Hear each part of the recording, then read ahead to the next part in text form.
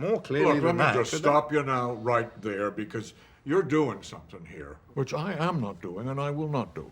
Throughout these entire broadcasts, you're quoting me out of context, out of order, and I might add, I have participated in all these interviews without a single note in front of me. Well, it is your life, Mr. President. Now, you've always maintained that you knew nothing about any of this until March 21st. But in February, your personal lawyer came to Washington to start the raising of $219,000 of hush money to be paid to the burglars. Now, do you seriously expect us to believe that you had no knowledge of that? None. I believe the money was for humanitarian purposes, to help disadvantaged people with their defenses. Well, it was being delivered on the tops of phone booths with aliases and at airports by people with gloves on. That's not normally the way lawyers' fees are delivered. Look, I have made statements to this effect before. All that was Haldeman and Ehrlichman's business. I knew nothing. Okay, fine. Fine. You made a conclusion there. I stated my view. Now let's move on. Let's get on with the rest of this. Hold on. I don't want to If continue this. Haldeman and Ehrlichman were the ones really responsible, when you subsequently found out about it,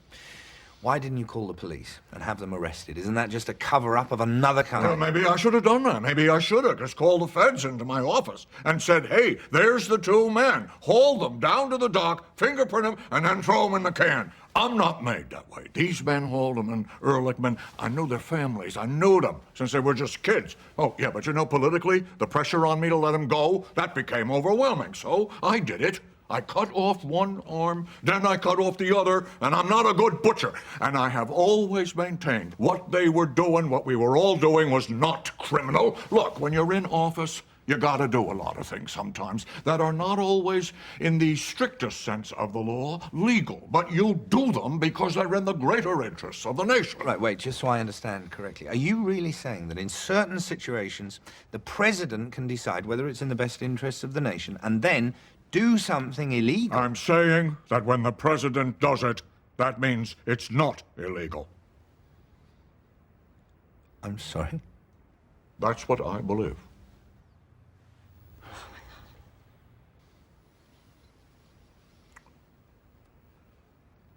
But I realize no one else shares that view.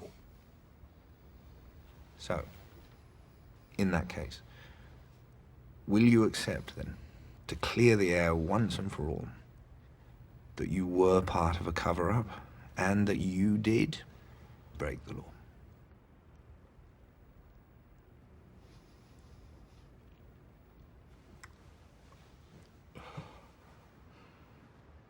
Oh my God, we got him. Shit.